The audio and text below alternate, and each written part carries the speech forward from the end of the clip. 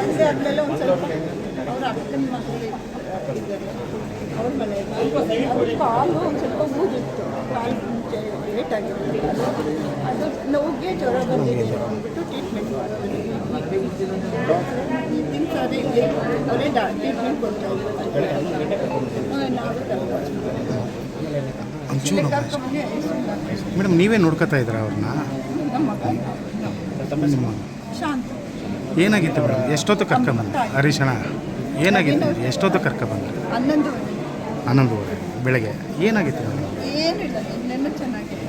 ಹಾಂ, ಚೆನ್ನಾಗಿ ಊಟ ತಿಂಡಿ ಎಲ್ಲ ಮಾಡಿ ಬೆಳಿಗ್ಗೆ ರಾತ್ರಿ ಹೊಸಿ ಜ್ವರ ಬಂದಿತ್ತು, ರಾತ್ರಿ ಎಲ್ಲ ನಿದ್ದೆ ಮಾಡಿಲ್ಲ.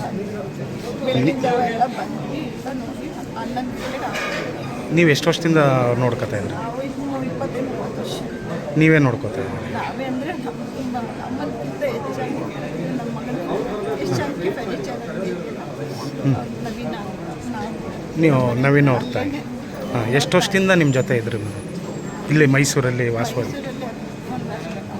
ಇಲ್ಲ, ನಾನು 10 ವರ್ಷನೇ ಆಯಿತು.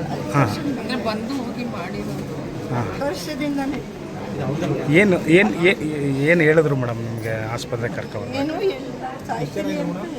ಹಾಂ ಹಾಂ, ಇರಿ ಸರ್. ಈಗ ಏನು ಹೇಳಿದ್ರು ಮೇಡಮ್ ಅವರು ನಿಮ್ಗೆ? ಏನೂ ಹೇಳಿಲ್ಲ ಅವರು. ಹಾಂ ಹಾಂ, ನಾನು ಚೆನ್ನಾಗಿರ್ತೀನಿ, ಬೆಳಿಗ್ಗೆನೂ ಚೆನ್ನಾಗಿರ್ತೀನಿ, ಅಂದರೆ ನೋವು ಅಂತ ಅದಕ್ಕೋಸ್ಕರ ಕರ್ಕೊಂಡ್ಬಂದ್ವಿ ಅಷ್ಟೇ. ಎಷ್ಟೊತ್ತು ಕರ್ಕೊಂಬಂದ್ರಿ? 11. ನಿಮ್ಮ ಹೆಸರು? ಶಾಂತ. ಶಾಂತ್.